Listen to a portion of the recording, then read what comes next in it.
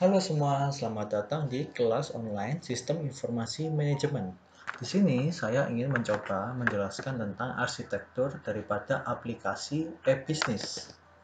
Jadi, bisa dilihat, arsitektur ini menggambarkan bahwa hubungan timbal balik, ya, jadi ada yang masuk, ada yang keluar, antara aplikasi lintas fungsi perusahaan. Ya, jadi bisa dilihat di sini banyak sekali fungsi-fungsi perusahaan. Contohnya yang paling kiri, ini berkaitan dengan employee. Nah, fungsi-fungsinya mengenai administrasi kontrol, human resource, procurement. Jadi mereka menggunakan sistem human resource management. Sedangkan kalau dilihat yang paling kanan, ini hubungannya dengan stakeholder. Fungsi-fungsinya ada fungsi finance, keuangan, accounting, auditing, manajemen kontrol. Di sini lebih dipakai fungsi daripada financial information system. Nah, sedangkan yang paling atas hubungannya dengan supplier. Nah, mereka menggunakan fungsi supply chain management karena berhubungan dengan persediaan. Sedangkan yang paling bawah hubungannya dengan penjualan, selling chain management, langsung hubungannya dengan customer. Jadi bisa dilihat di sini adalah hubungan timbal balik antar lintas fungsi perusahaan. Jadi, untuk cara bacanya, daripada arsitektur ini, kita memulainya dari yang paling tengah. Ya. Yang paling tengah di sebelah sini, dua kotak ini, ERP dan juga CRM. Ya, bisa dibilang ERP ini untuk aplikasi untuk back office atau internal perusahaan. Ya, jadi seperti di bab-bab sebelumnya, ERP ini menghubungkan fungsi-fungsi perusahaan.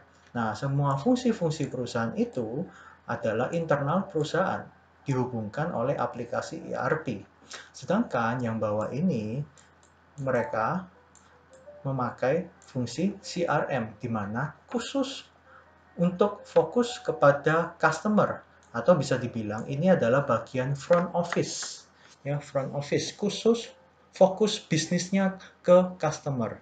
Jadi ada yang back office, ada yang front office. Nah, tapi dari dua aplikasi yang berbeda ini hanya bisa terhubung dengan adanya aplikasi yang namanya ini, Enterprise Application Integration atau EAI. Nah, jadi cara bacanya adalah dimulai dari ERP dan CRM. Nah, mereka diintegrasikan oleh EAI.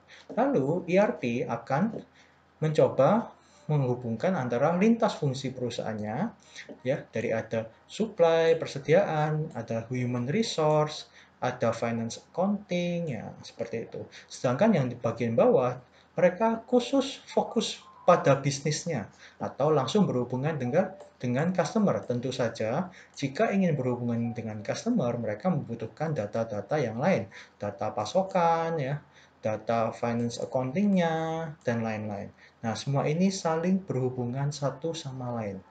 Lalu yang terakhir di sini, kalau bisa dilihat ada yang namanya Decision Support Application, atau sebelumnya kalian pernah mendengar dengan istilah DSS, Decision Support System, di mana Decision Support Application ini gunanya adalah untuk pengambilan keputusan. Jadi ceritanya semua aplikasi lintas fungsi ini semuanya akan direkam dalam database, lalu database itu akan masuk digunakan oleh aplikasi ini, Decision Support, supaya nanti untuk level manajemen menengah dan manajemen atas, mereka akan menggunakan aplikasi ini untuk membuat keputusan. Ya, jadi begitu cara untuk membacanya, dimulai dari yang tengah, lalu hubungan timbal balik, ya, semuanya ada tanda panah untuk dua arahnya, karena ini hubungan timbal balik semua.